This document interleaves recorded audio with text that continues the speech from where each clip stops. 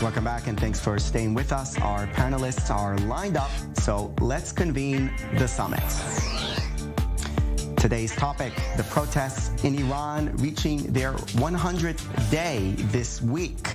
Joining us for the discussion is Emily Schrader, correspondent at Ynet News and social media activist. We have Dr. Sona Kazemi, postdoctoral researcher at Ohio State University in Columbus, and Dr. Ori Goldberg, Iran expert at the Lauder School of Government at Reichman University. Thank you, all of you, for joining us here for this discussion. So, can this grassroots opposition to the regime keep going in the face of an ever-increasing crackdown? Let's take a closer look. This week marked 100 days since the start of the Iranian anti-government protests, triggered by the death of Mahsa Amini in police custody for failing to wear a hijab in public. In these 100 days, thousands of protests have taken place both in Iran and internationally. And in these 100 days, over 500 protesters have been killed, whilst the Iranian regime has executed 2 protesters already, with dozens set to follow. But despite this brutal crackdown by the regime, the protests seem to show no sign of slowing down, and now both sides feel that they have already given so much and they cannot afford to lose. But someone will have to lose. Will it be the decades-old regime, with its firm grip on power and wealth, or a decentralized grassroots movement spearheaded by young women? What will the Iranian regime do? Stand firm against the protesters, listen to the people and loosen the laws, or get toppled? How long will the international community remain on the sidelines for? What's next for Iran? All right, so let's get to it. Emily, Sona, and Ori, you have 30 seconds for your opening statements. Just 30 seconds. Later on, we'll have time to flesh out those arguments. So in that order, Emily, you begin. What is next for Iran as these protests continue? 30 seconds. Well, I think it really remains to be seen what will happen in the long term. What needs to happen in order for this revolution to be successful is that the opposition needs to come together to unite various different diverse minority groups as well as mainstream groups in Iran to provide an alternative to the Islamic regime itself. I think it's been very clear from the beginning that this process isn't about reform, it's about regime change. And that's a really important step that the West needs to understand and recognize explicitly, and they have not yet done that. That's another important step. All right, Dr. Sona Kazemi. I agree with what Emily said. Absolutely. I mean, what we see is a 44-year-old regime that has been opposing and launching a battle against its own people. At the same time, we see a people, both Iranian diaspora and Iranian people inside Iran, resisting this regime for the past 44 years. What we see in the past 100 days is a phenomenal, absolutely progressive uprising against theocracy, against dictatorship, against misogyny and sexism. And I think what we'll see is people will eventually succeed, in my eyes, definitely succeed. We don't know when. It's gonna take time. Well, we'll get back to you later on that. Oli, will they succeed? 30 seconds. I think it's looking good for the protest movement. I think that there is a dynamic. I think the momentum favors the protesters. I think the regime has so far failed to deter them. I think the regime's executions of protesters recently are a sign of weakness, not of strength. However, I think that this is still a waiting game. I don't think the momentum is clearly on either side. I think both sides are checking each other out, trying to see who will crack first. I think the protest has done being in the game. All right. So, Emily, let's go back to you here. We mentioned there some of the executions that the Iranian regime is conducting. 100 death sentences have been handed out as far as we know. The numbers may be even higher. Is there a possibility here that these protesters will just be crushed in the end? I mean, of course, there's a theoretical possibility. It's something that's happened in the past with the Islamic regime before, so that's definitely a serious risk. What we see that's different about these protests is, first of all, what the call to action is. The people have been very united and clear, despite differences in background, that they're calling for a regime change. They don't want reforms. They don't want the laws loosened. They don't want some doublespeak from the Islamic regime telling them that things are going to be better now. They want an end to the Islamic regime. The call to action has been very, very clear, and that's something that hasn't happened before. In terms of the execution, of course it's possible. You mentioned that 2 have already been executed. In fact, it's actually much more than that they have been executing and killing in the streets. There's quite a few. We don't even know how many there are yet, as well as thousands of prisoners who are being held without charges or on trumped-up charges and are receiving ridiculous sentences, such as one today who received 6 years, 1 for hijab and 5 for opposing the security officials. So even if it's not execution on the table, this regime is violently aggressive, oppressive, chauvinist, and must come down. It must fall. It is a waiting game. I agree with what was said earlier, but eventually it is going to happen. Sona, these executions, these death sentences, a bad sign for the protesters, or maybe in the long term a good sign, despite, of course, obviously those people who are on death's row? Yeah, it is really unfortunate to watch this happen. So the Islamic Republic has been using execution and torture as a tool to suppress its own population for the past 40 years.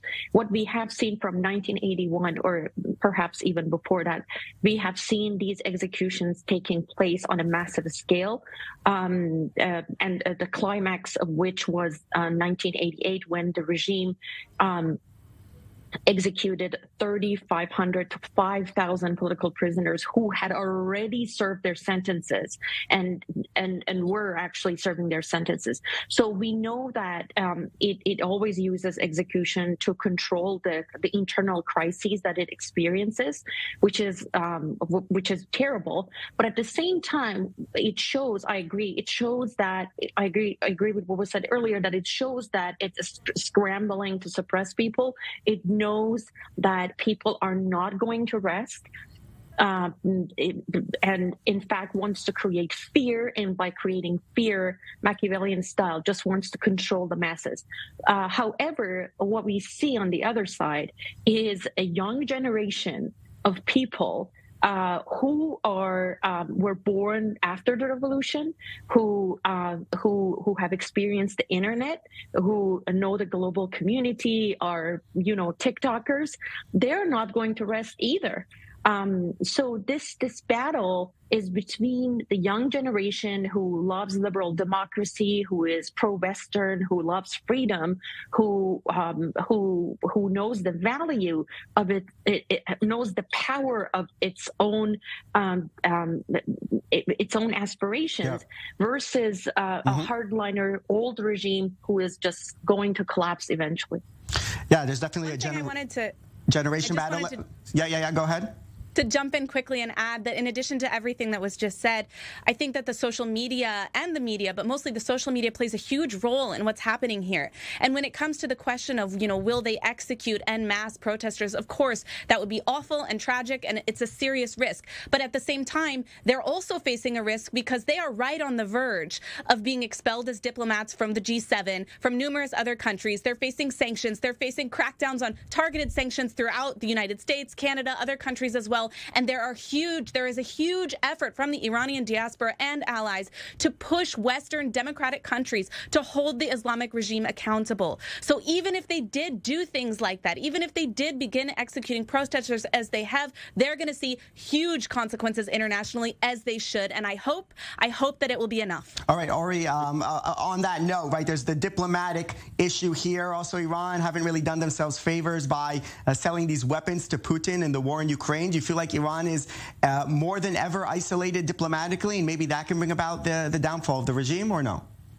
No, I don't. I'm afraid I disagree to some extent with what my two co-panelists have said so far, not because I wish the Islamic regime or the Islamic Republic longevity, but because I think the international community still views the Islamic Republic as a potential partner. I haven't seen any sort of commitment from the international community that will lead to such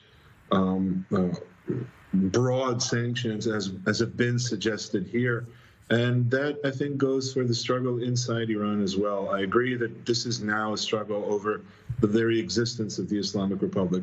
But I think it's a little hasty to suggest that the entire population in Iran is up in arms against the Republic.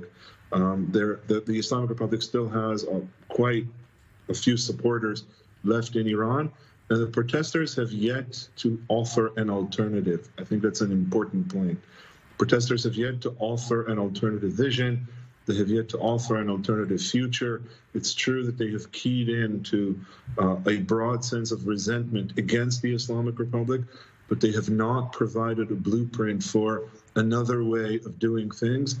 And I think that is a point that is not in their favor. I think the Islamic Republic is faltering. I don't think it is handling the situation as aptly as it thought it would. I think it's showing signs of weakness. But I think the protesters, possibly for very good reasons, have not yet come out and declared exactly what they want, other than the fall of the Islamic Republic itself. All right, so asking either Emily or Sona, one of you, do you think the protesters is there something that they should be doing on that account, as Ori suggested? And is there something that the international community is not doing that they should do in order for these protests to succeed? Who wants to go? I actually agree. Yeah. Yeah. Go ahead. You can go ahead. Yeah, I just wanted to say, no, I never said that. I think there was a misunderstanding. I never said that the international community is doing what it should be doing. I agree, absolutely, that unfortunately, Islamic Republic is still seen as a potential partner by the global community, and that's very unfortunate.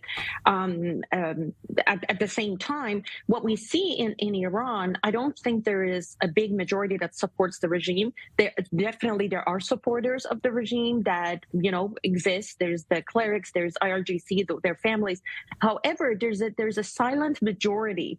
I think there is a huge population that is still silent. That doesn't mean that they support the regime, but what it means is that they're not still out. They're not on the streets right now.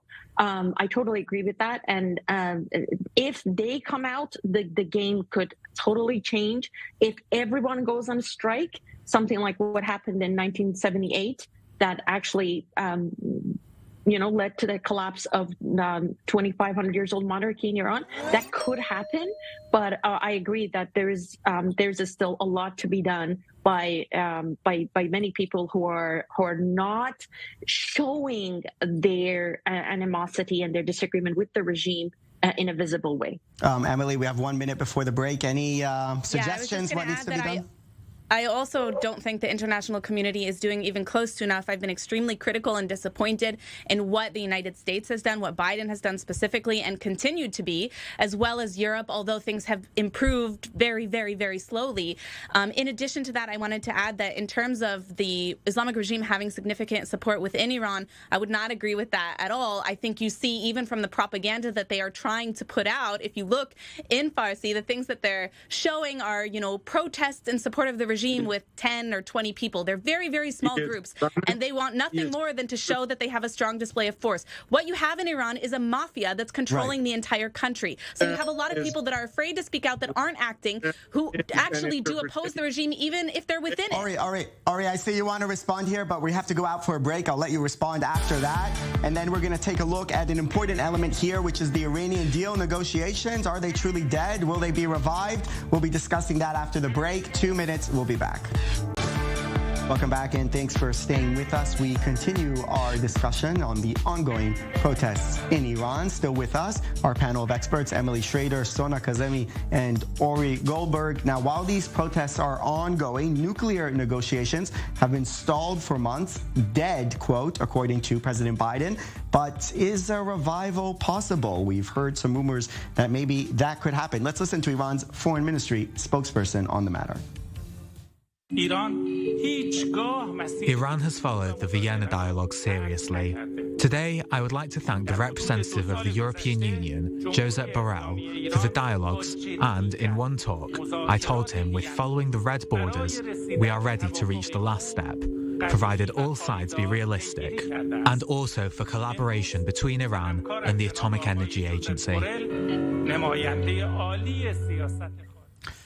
All right, so back to the format we had before. 30 seconds each. Try to stay within that time frame, at least for the first question before we expand the arguments. Is it possible to return to negotiations while these protests are ongoing? Emily, you go first.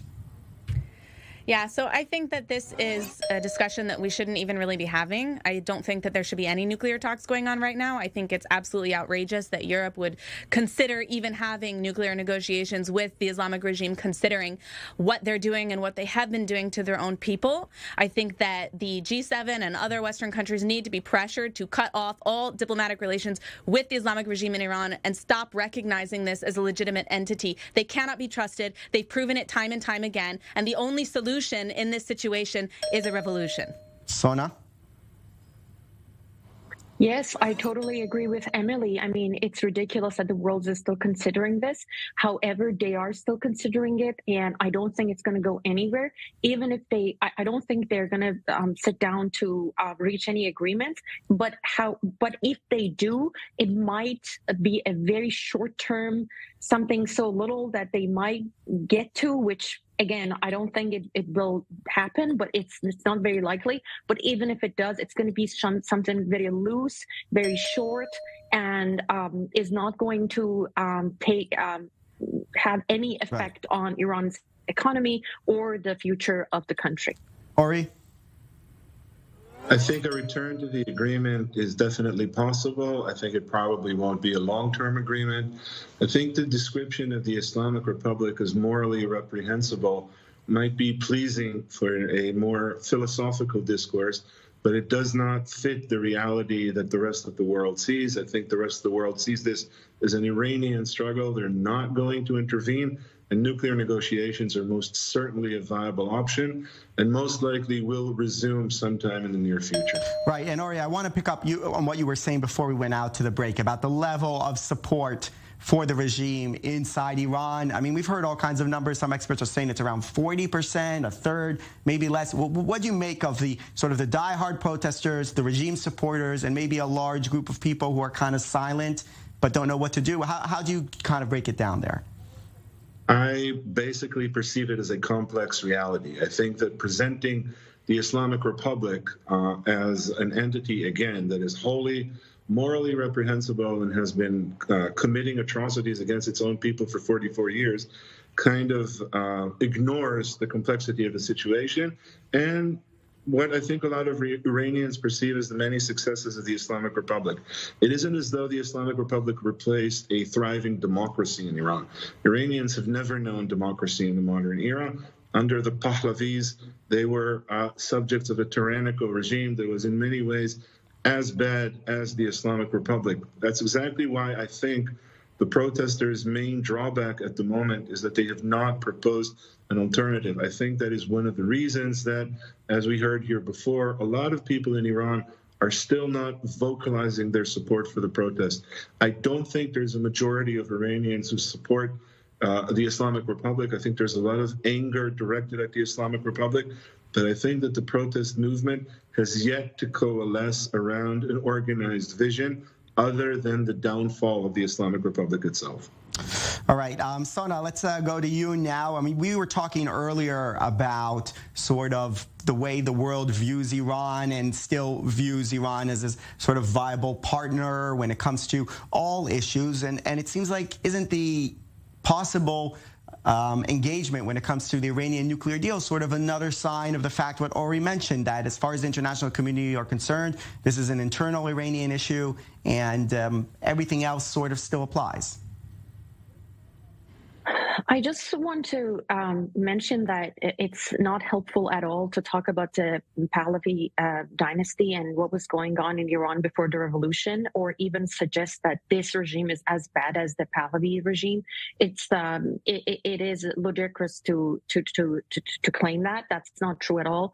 my own family and many families. I've lived in Iran for 20 years who lived under the Shah, have experienced the Shah, have always said that they had a lot of, freedoms, social freedoms, the road to development. I mean, the country was thriving. It was modernizing. It was going forward. Yes, there was repression for political activities. However, to claim that this regime, let me finish, to claim that this regime is bad as was as bad as monarchy is not helpful and is not true at all. So not only that, but it's a talking point of the Islamic regime now.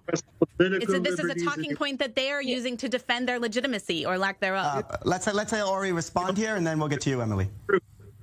It also happens to be true. The Shah was as far removed from a democratic leader as any leader in the Middle East has ever been.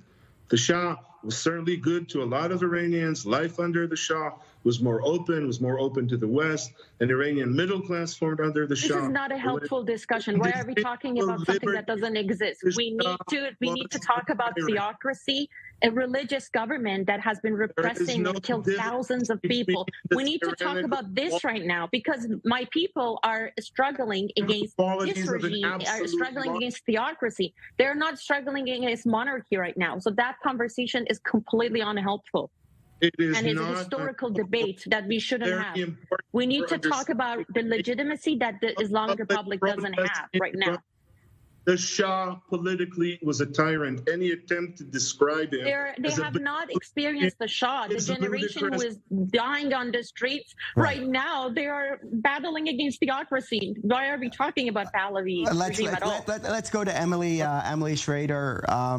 The Islamic Revolution fought against... I have nothing more to add to that except that I agree completely that the discussion of how much of a dictatorship it was prior to the Islamic regime isn't really relevant to the discussion today. The fact of the matter is that the protesters, this revolution, they do need to identify and propose a concerted alternative. Let's move the conversation beyond the Shah and let's move on to what's going on right now. Terms. That is not doing a service to the brave men and women in Iran who are fighting the Islamic Republic. You're making this out to seem as though it's some kind of Cold War scenario. It isn't. It's complicated. And to understand how brave this revolution is, it takes more than a zero-sum game, than a description of how one side is wholly bad and the other is wholly good.